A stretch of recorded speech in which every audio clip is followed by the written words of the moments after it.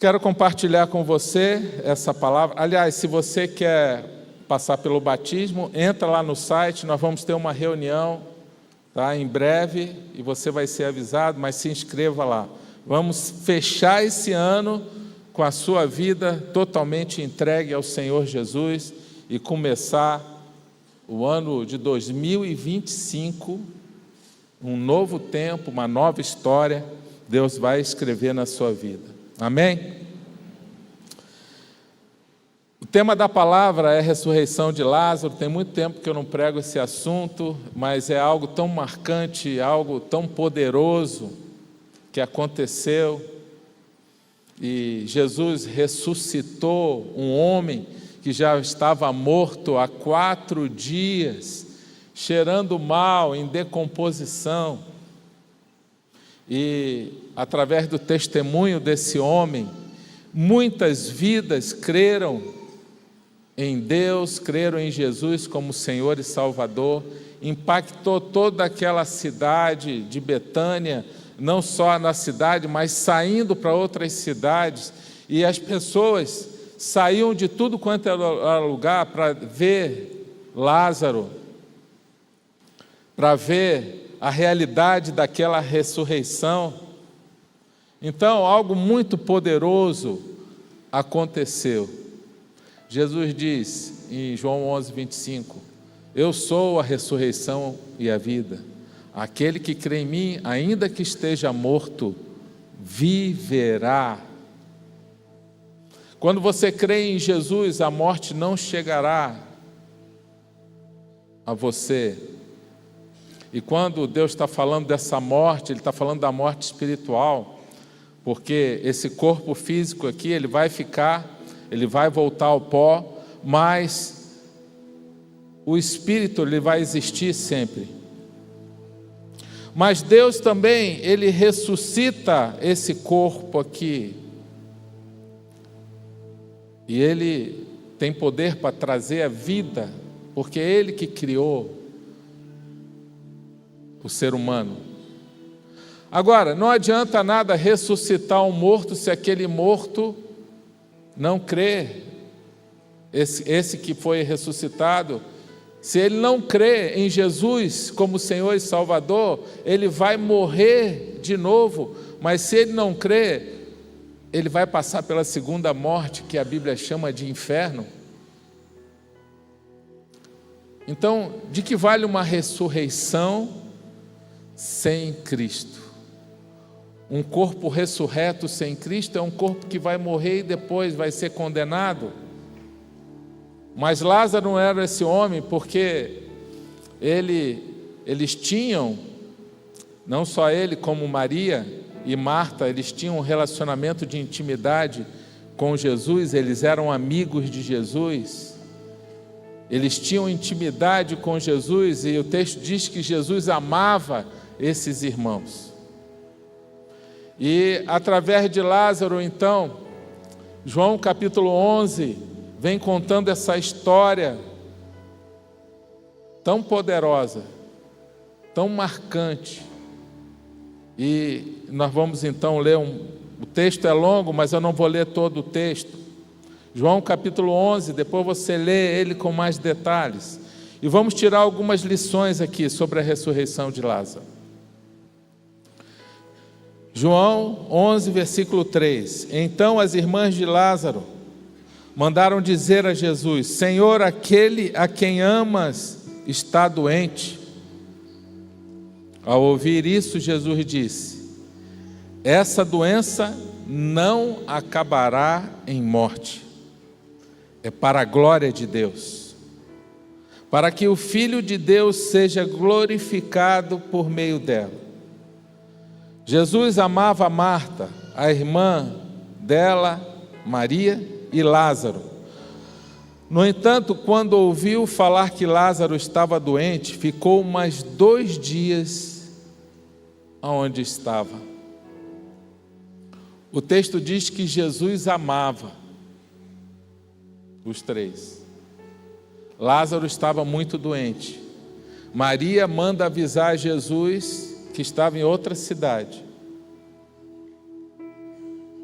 E Jesus demora, mas ele não vai na hora resolver o problema. Ele fica ali mais 2 dias. Mas ele declara uma coisa muito importante: essa doença não acabará em morte. Só que Lázaro morreu. Ou seja, será que Jesus então se enganou? Será que Jesus ouviu Deus errado, entendeu errado? E ele diz que não acabará em morte e que será para a glória de Deus, e que ele mesmo, como Filho de Deus, como o próprio Deus encarnado, ele seria glorificado através dessa doença. Então a gente já começa a perceber aqui algo interessante. Parece que Deus chegou atrasado, mas na verdade Ele não chegou. E você vai ver no decorrer da história. Muita coisa acontece na nossa vida com um propósito de Deus ser glorificado. É o que Ele ensina aqui. E aqui agora a gente vai para o versículo 39. Quando Jesus está chegando lá em Betânia, e ele vai atrasado realmente, e quando ele está próximo da casa desses 3 irmãos, Marta fica sabendo que ele está vindo e ela vai encontrar com ele e fala: Senhor, se o Senhor estivesse aqui, o meu irmão não teria morrido. Ou seja, o Senhor foi culpado. Em outras palavras, o Senhor chegou atrasado. E logo em seguida, Maria também vai ao encontro dele, e Maria cobra a mesma coisa: se o Senhor estivesse aqui, o nosso irmão não teria morrido.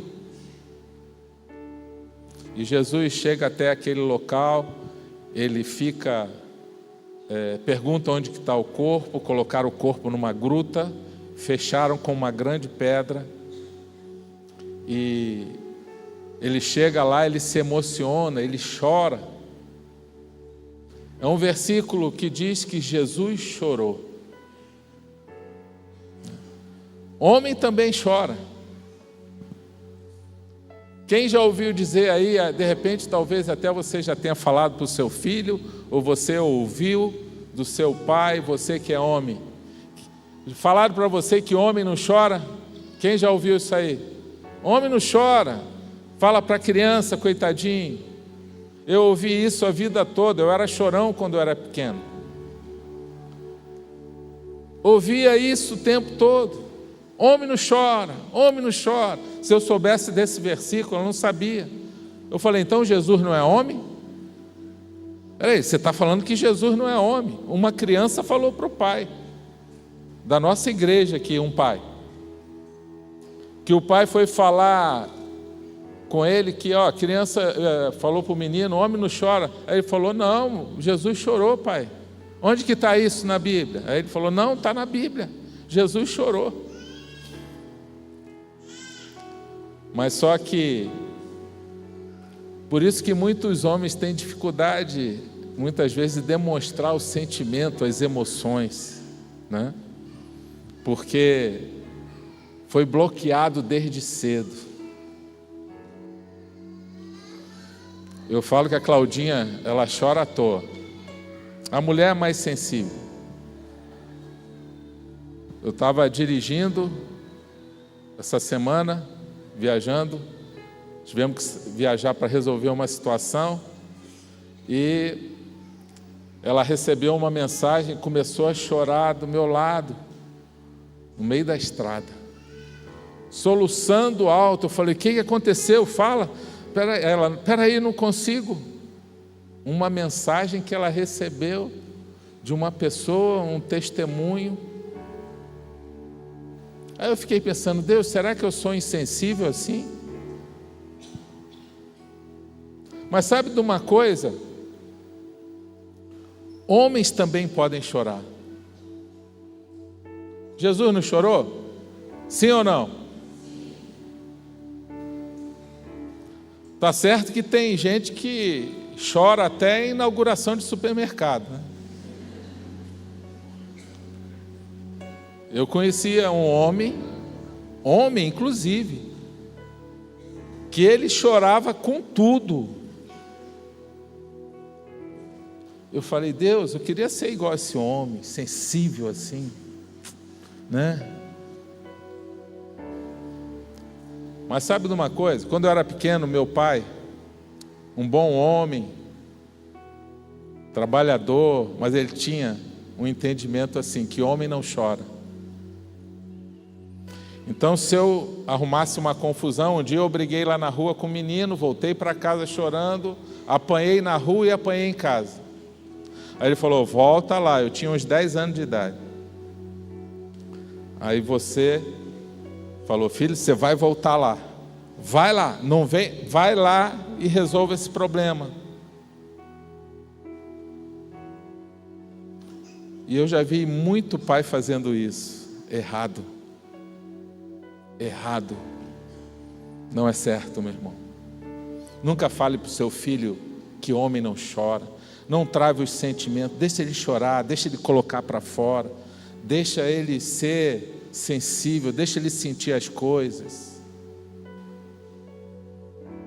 Uma vez um jovem me procurou e falou, eu não tenho certeza se eu sou homem, porque eu tenho alguns sentimentos que não são de homem. Eu falei, como assim? Não, porque eu sinto algumas coisas. O que você sente? E ele começou a falar alguns sentimentos dele, mas que não tinha nada a ver com homossexualidade. Tinha a ver com ser sensível. Aquele jovem, ele tinha uma sensibilidade artística muito forte. Mas sabe de uma coisa? O mundo é cruel. O mundo ele massacra as pessoas. Então você precisa saber muito bem quem você é em Cristo. E eu falei para ele, você já praticou a homossexualidade? Ele, não. Ele disse, não. Eu falei, então você não é um homossexual. E mesmo que você tivesse praticado, se você reconhecer que é um pecado diante de Deus, e se você quiser ter força para mudar, você pode mudar. Você pode ser restaurado. Porque para Deus não tem diferença nenhuma. Está lá em 1 Coríntios 6:9. Os ladrões, os corruptos, os cachaceiros, os mentirosos, não herdarão o reino de Deus. E Deus coloca lá também, e os homossexuais juntos. Todos esses. Sabe por quê? Porque para Deus não tem diferença. Esse mundo é terrível. Mas Deus não é assim. Então nunca fale para o teu filho. E muitos pais falam querendo acertar. Homem não chora. Porque um dia ele pode pensar assim, se meu pai falou que homem não chora, então eu estou com vontade de chorar, então eu acho que eu não sou homem. Mas isso vem na mente dele, no subconsciente, não que ele faça força para pensar, mas sem querer o pai vai formando uma personalidade numa criança, onde ela não é aceita por aquilo que ela é, como sensibilidade, como na sua forma de ser, na forma de pensar. Mas eu não sei por que eu estou falando isso, porque esse não é o tema da mensagem. Vamos voltar para a ressurreição, né? Talvez alguém aqui precise ouvir isso. Talvez, pai, você que seja tão durão. Uma vez um jovem falou para mim, um adolescente, pastor, meu pai nunca me pediu desculpa. Aliás, ele nunca usou essa palavra. E eu sei que ele faz um monte de coisa errada, inclusive com a minha mãe. E eu tentando amenizar aquilo ali, eu falei, olha só, não julgue seu pai. Deus não te deu esse direito. Honra o teu pai, que é o primeiro mandamento com promessa, para que você viva bem na terra, seja feliz e próspero e tenha longevidade. Está lá em Efésios 6, 1-3, é uma promessa de Deus. Mas sabe, muitos pais prejudicam seus filhos achando que estão fazendo bem. Precisam de discernimento do Espírito, precisam de entendimento da verdade. Jesus chega lá, é levado até o túmulo, e ele diz assim, ó, tirem a pedra. Aí Marta, a irmã do morto, diz assim, Senhor, ele já cheira mal, pois já faz 4 dias que ele morreu. Jesus disse, eu não falei que se você cresce veria a glória de Deus? Ele já tinha falado isso. Marta estava com dificuldade de crer. Jesus falou, olha Marta, se você crer, você vai ver a glória de Deus.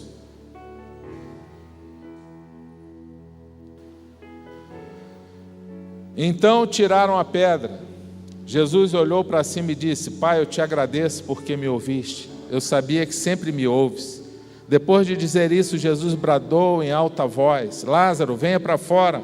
O morto saiu com as mãos e os pés envolvidos em faixas de linho e o rosto envolto num pano. Disse-lhe Jesus, tirem as faixas dele e deixem-no ir. Muitos dos judeus que tinham vindo visitar Maria, vendo o que Jesus fizera, creram nele. Quero deixar 3 princípios aqui para você. Primeiro, por que Deus às vezes demora a agir? Quem está orando aqui por alguma coisa, pedindo a Deus já há algum tempo, e parece que Deus está demorando em resolver o problema? Pode levantar a mão. Por que Ele não vem rápido? Por que Jesus não foi rápido? Jesus amava aqueles amigos, era amigo de frequentar a casa.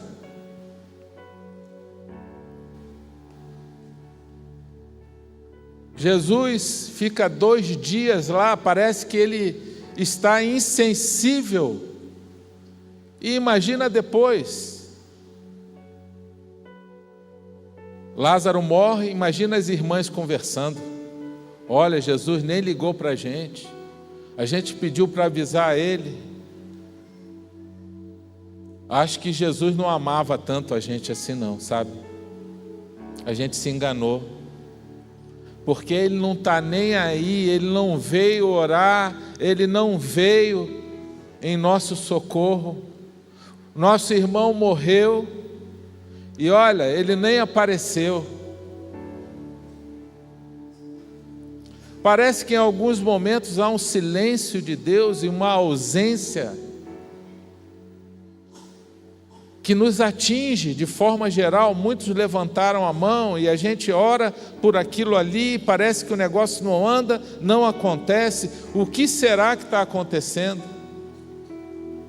Será que o problema é a nossa oração? Será que o problema somos nós? Ou será que Deus não está ouvindo? O que está acontecendo?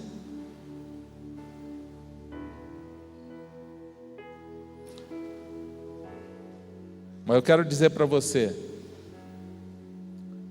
Deus tem um propósito com a demora. Ele não está criando filhos mimados. Filho mimado é aquele que quando quer uma coisa, tem que ser na hora que ele quer, do jeito que ele quer e a coisa que ele quer. O filho mimado tem que ser tudo na hora. Ele não sabe esperar, ele não sabe lidar com o não ou com o espere. Não, tem que ser agora. Eu quero agora. Talvez você conheça isso. Então Deus vai testar, primeiro, a nossa fé. para ver se ela é genuína e verdadeira. Ele promete que ele vai ouvir, que ele vai atender aqueles filhos que são obedientes. Está lá em João capítulo 15, versículo 7. Ele promete, então ele vai testar a sua fé, a sua perseverança, a sua maturidade. Ele sabe que você está vivendo um problema. Ele sabe que você está vivendo uma dor, uma angústia, uma preocupação. Você tem falado com ele, você tem acesso direto ao Pai através de Cristo. Jesus conquistou isso na cruz para nós. Ele sabe do que você está vivendo. Mas por que ele não veio? Por que ele não veio ainda? Senhor, por que o Senhor não veio ainda resolver a situação? Porque ele vai vir no tempo certo. Jesus diz aqui, olha, essa doença não acabará em morte. Vai servir para glorificar a Deus. O que a gente aprende aqui? Que tudo tem que ser para a glória de Deus. Isso que você deseja é para a glória de Deus? Isso que você tem orado é para a glória de Deus ou é para a sua glória?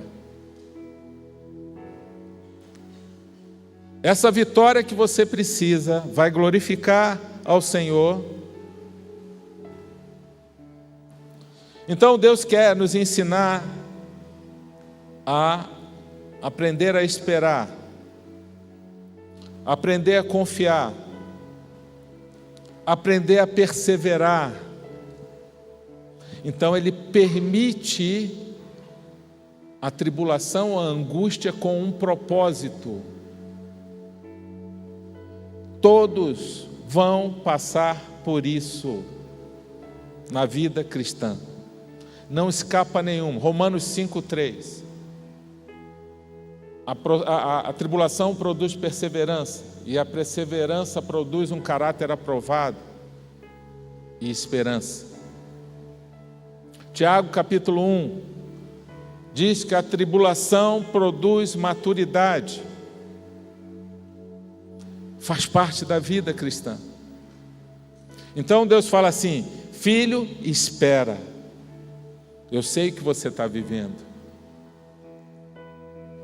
Jesus não saiu desesperado porque Ele era o próprio Deus encarnado no ser humano. A vida está na mão dEle. A sua vida, a nossa vida está na mão dEle.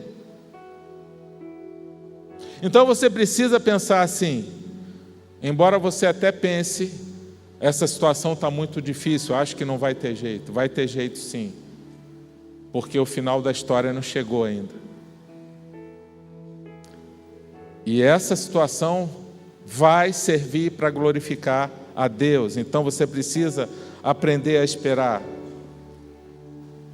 Amém? Como você deve esperar? Orando, confiando em Deus, obedecendo e em paz. Diga, em paz.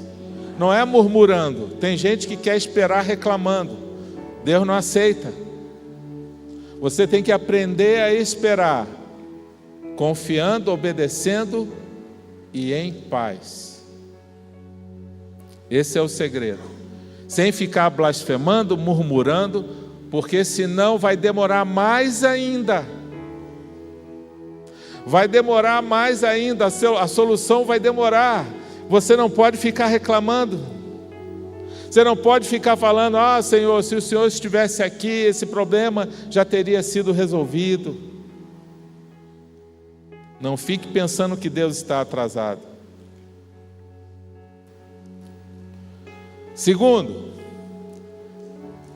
você precisa aprender que você é parte do milagre. Deus não faz milagre sozinho.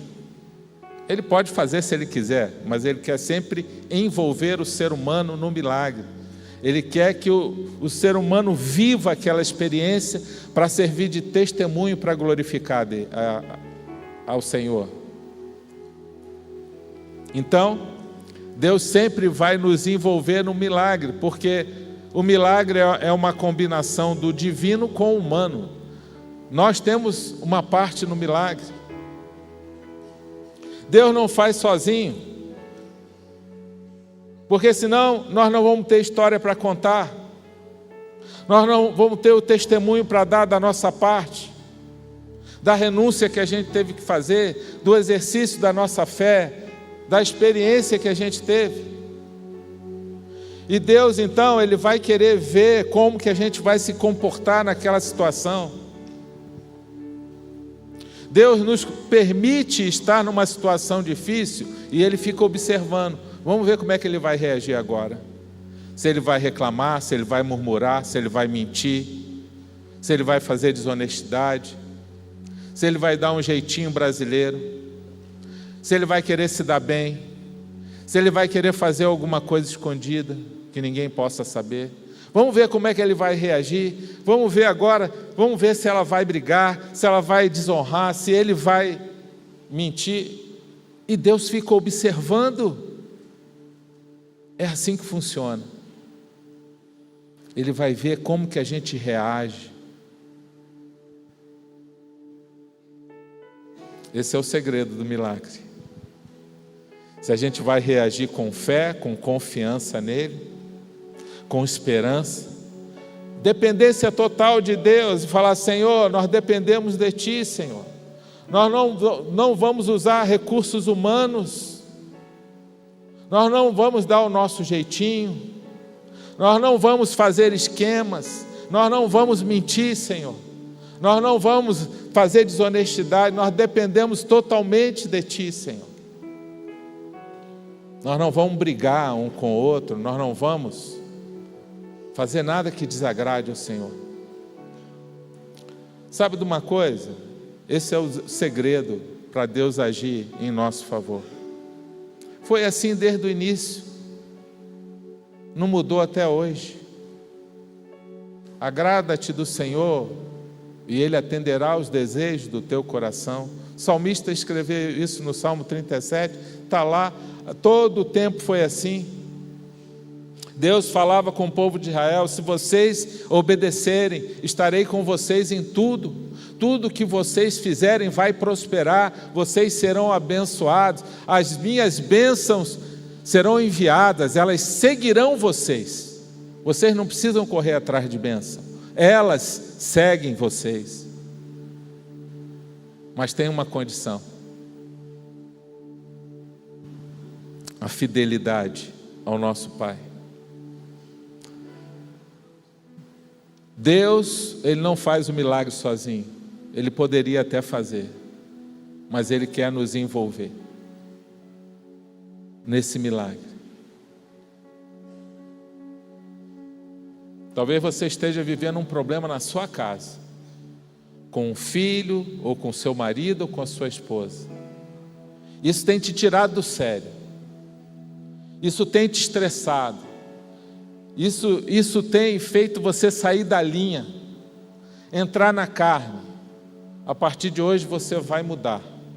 A partir de hoje você vai confiar esse problema ao Senhor e vai fazer uma terapia do amor com essa pessoa. Você vai amar essa pessoa incondicionalmente, com todos os defeitos dela, com todas as chatices dela, com todas as desonras dela, com todo o desrespeito dela. Você vai falar assim para Deus: Senhor, eu vou te entregar esse problema com essa pessoa. Mas se essa pessoa não muda, eu mudo. E a partir de hoje eu vou honrar essa pessoa como eu honro o Senhor. Pode ser seu marido, sua esposa, seu pai, sua mãe, seu filho, algum parente, ou até no seu trabalho. Você vai ver o milagre que vai acontecer. Você crê nisso?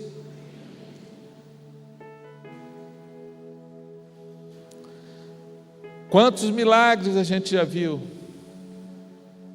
Mas primeiro Deus vai fazer um milagre no teu coração para você ver outros milagres acontecendo. Toda vez que Deus quer promover uma pessoa, Ele deixa ela numa situação difícil. E Ele fica observando para ver o que ela vai fazer. Vamos ver se eu posso promover essa pessoa. E aí, se a pessoa não corresponder àquilo que Deus espera dela, Deus dá a oportunidade e Deus vai ver. E muitas vezes aquela pessoa, ela não é promovida, ela não sobe um degrau, ela não cresce, porque ela toma decisões erradas. E o milagre não acontece, porque você é parte do milagre. Jesus chega lá e fala assim: olha, tirem a pedra. Ele não podia dar um comando para a pedra e a pedra rolar sozinha? Poderia, mas tirar a pedra qualquer um pode fazer. Ressuscitar um corpo em decomposição há 4 dias, só Deus pode fazer. Deus não vai fazer a nossa parte. Amém? Deus não vai fazer aquilo que a gente pode fazer. Tirem a pedra, disse Jesus. Aí Marta falou assim: Senhor, ele já cheira mal, pois já está há 4 dias morto. Sabe o que eu achei interessante nesse texto? Marta está querendo dizer o seguinte: Jesus, tem certeza que o Senhor quer fazer isso? Ela não estava acreditando muito ali na... Tem certeza, esse cheiro ruim vai sair? Fazer a nossa parte significa tirar a pedra. Pedra são os obstáculos. É viver com o desconforto até do mau cheiro.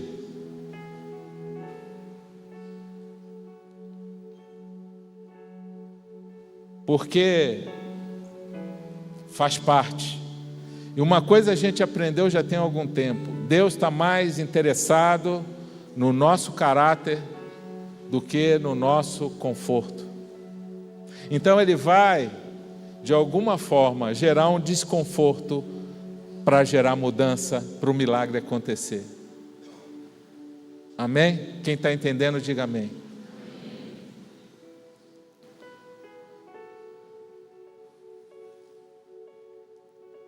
Tem gente que quer o milagre, mas não quer nenhum desconforto. Existe um preço a pagar para o milagre. Nós somos parte do milagre. Deus vai querer saber o quanto a gente deseja realmente esse milagre, a ponto de superar e vencer esse desconforto. Por exemplo, tem gente que quer prosperar no seu empreendimento. Aí a gente faz um encontro de empreendedores de um irmão em Cristo, traz lá de longe, que teve sucesso no empreendimento dele, e ele vai passar alguns princípios que ele aplicou. Aí tem gente que pensa assim: mas tem que ir lá, mas será que eu vou? Queria ficar em casa, ter que ir terça-feira na igreja, aí tem o GA no outro dia. Eu sei como é que funciona, né? Mas sabe de uma coisa?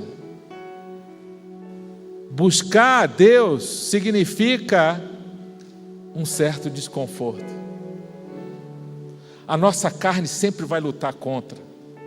A nossa natureza, a nossa carne ama conforto. Jejum, por exemplo. Quem acha o jejum confortável? Quem acha o jejum desconfortável? Então nós somos normais, né? Mas sabe de uma coisa? O jejum te leva a um outro nível espiritual. Mas a tua carne vai gritar. Ela vai te dar dor na barriga, dor na cabeça. Tem gente que tem diarreia quando faz jejum. Fraqueza, a carne vai gritar, a carne, porque o teu espírito está sendo fortalecido, mas a tua carne vai chiar, vai gritar, porque a carne não gosta de nada que seja desconfortável. Então, para ver o milagre também exige sacrifício. Diga, sacrifício. Pagar o preço. É tirar a pedra e sentir o cheiro ruim que incomoda. Marta estava querendo dizer, não, Deus, deixa isso aí quieto, já está em decomposição, acho que não vale a pena não. Também faz um milagre nesse cheiro aí para ver se some.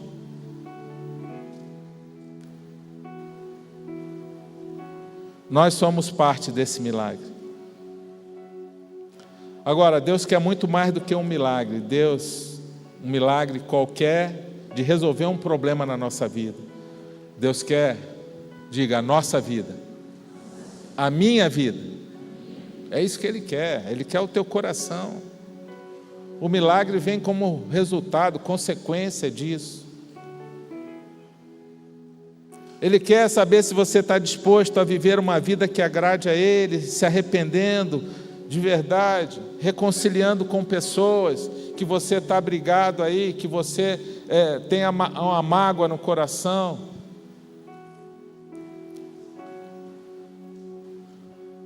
Mas a nossa carne quer facilidades, ela ama facilidades. Mas com Deus, o mais fácil não é o melhor. Normalmente o mais difícil é fazer a vontade de Deus. Eu costumo ensinar para os jovens, falei até com o pastor Tiago, que eu quero ir mais vezes pregar lá nos jovens. Sempre ensinei isso para os jovens. Tem jovem solteiro aqui? Levanta o braço. Pode levantar, não fica com vergonha não. Ser solteiro é uma bênção. Mas em nome de Jesus você vai casar. Diga aí, eu recebo. Diga, eu recebo.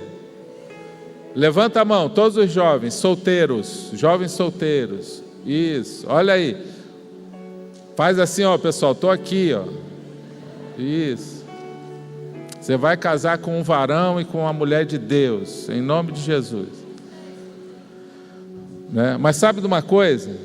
A gente sempre ensinou para os jovens assim, jovem, no início da sua vida, não tenha uma vida fácil. Vida fácil na juventude significa vida difícil na velhice ou na maturidade. Vida de jovem tem que ser difícil, estudando, ralando, sacrifício mesmo. E alguns trabalham e estudam, porque o pai não tem condição de bancar o estudo. E alguns sabem disso que eu estou falando aqui. Está entendendo, jovem? Você quer vida fácil agora, ficar só de boa, na moleza, na internet, se prepara para a vida difícil no futuro. Mas se você decidir ter uma vida agora, onde você vai buscar a Deus, servir ao Senhor, estudar, trabalhar, se dedicar, se prepara que no futuro vai ser muito mais fácil. Amém? Você crê nisso? Então, não ouvi um glória a Deus dos jovens aí? Aí, amém, glória a Deus. Diga, eu recebo. Tirar a pedra significa trabalho, desconforto, sentir o cheiro ruim, vencer os obstáculos. É um ato de fé. É um ato de fé onde você coopera com Deus. Ué, Deus precisa da minha ajuda? Não, mas Ele faz questão da nossa participação. Ele não abre mão disso. Deus não precisa de nada. Não precisa do nosso dinheiro, não precisa da nossa ajuda, não precisa do nosso glória a Deus, não precisa da nossa oração nem a nossa adoração. Mas Ele faz questão de nos envolver no processo. A Bíblia diz que nós somos cooperadores de Deus. 1 Coríntios 3:9. O apóstolo Paulo diz em 1 Coríntios 3:6: eu plantei, Apolo regou, mas Deus quem deu o crescimento. Plantar, a gente pode fazer. Regar, a gente pode fazer. Agora, fazer uma árvore crescer, uma semente brotar, só Deus pode fazer isso. Amém? Você está entendendo o que eu estou querendo dizer? Diga assim: eu sou parte do milagre. Jesus estava ensinando isso para aquele povo. E quando você começa a entender isso, a glória de Deus começa a se revelar e se manifestar. E nós vamos ver essa glória de Deus. Por isso que é o terceiro princípio que a gente aprende aqui. Quando a gente crê e começa a viver isso, creia e verá a glória de Deus. Projeta lá o terceiro ponto, por favor. Já está aí. A glória de Deus se manifesta, ela desce. O poder de Deus se manifesta. Foi o que aconteceu lá. Mesmo com aquele povo com pouca fé, a fé de Jesus ativou o sobrenatural, Deus se manifestou e ressuscitou aquele morto. E Lázaro se tornou um testemunho vivo. Pessoas saíam de todos os lugares para ver Lázaro, e muitos creram em Jesus como Senhor e Salvador. Muitos vão crer em Cristo através da sua vida, através do seu testemunho de transformação, do milagre que Ele vai fazer na sua vida. Amém? Significa que a glória está se revelando, se manifestando, descendo sobre a sua vida.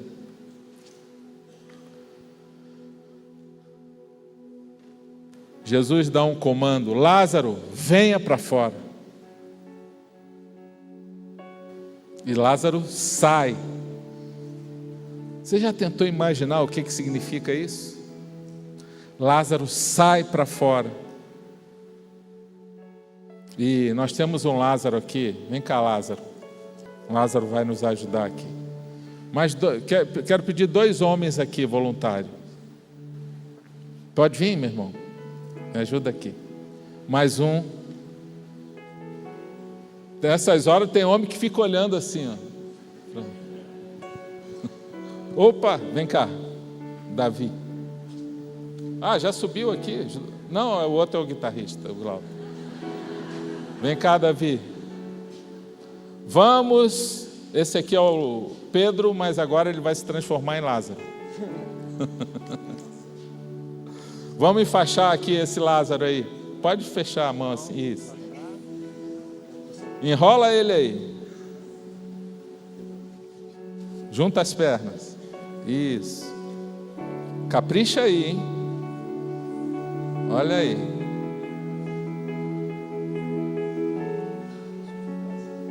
Lázaro está surgindo.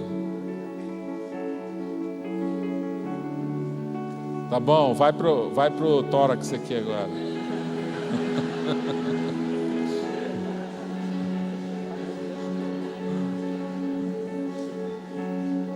Vocês vão precisar de aula de chamar um enfermeiro aqui para ensinar a enfaixar, né, com a atadura.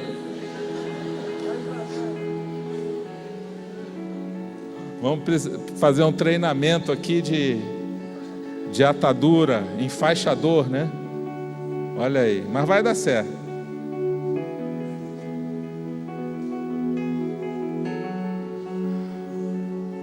Vai dar certo, nós vamos chegar lá. Isso, aqui ó, cobre aqui.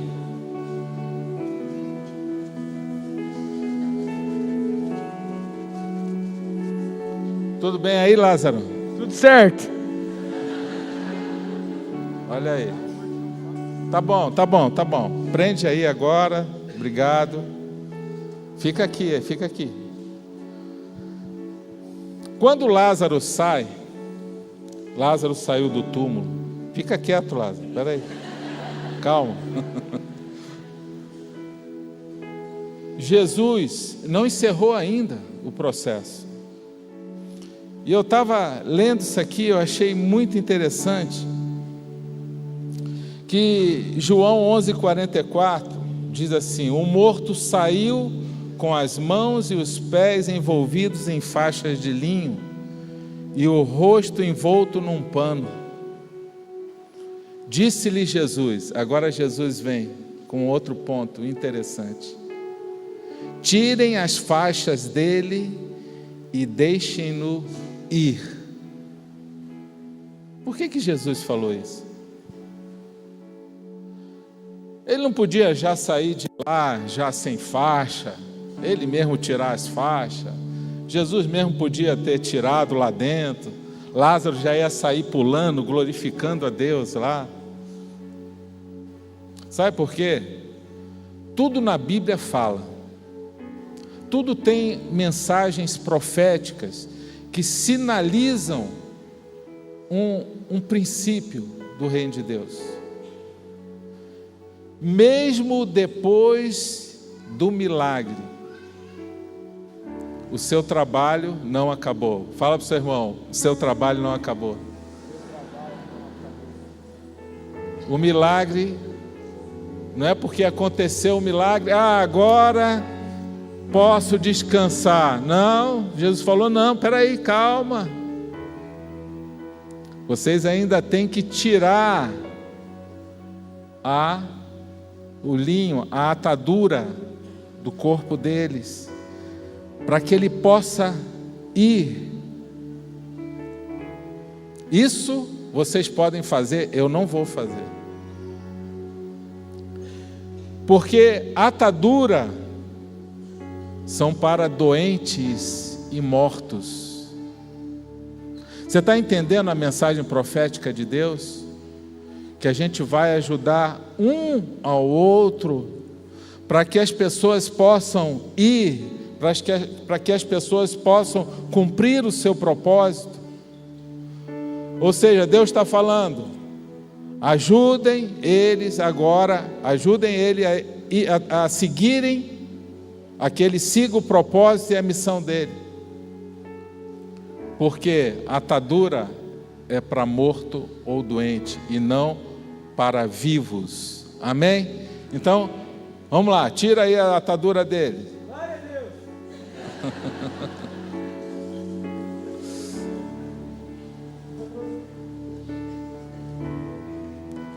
Amém. Ressuscitou Lázaro. Obrigado, meus irmãos. Obrigado. Deus abençoe sua vida. Tudo na Bíblia fala. Amém? Então Deus tem um milagre para você. Ele quer fazer esse milagre. Mas depois do milagre, o trabalho continua. Amém? Fique de pé.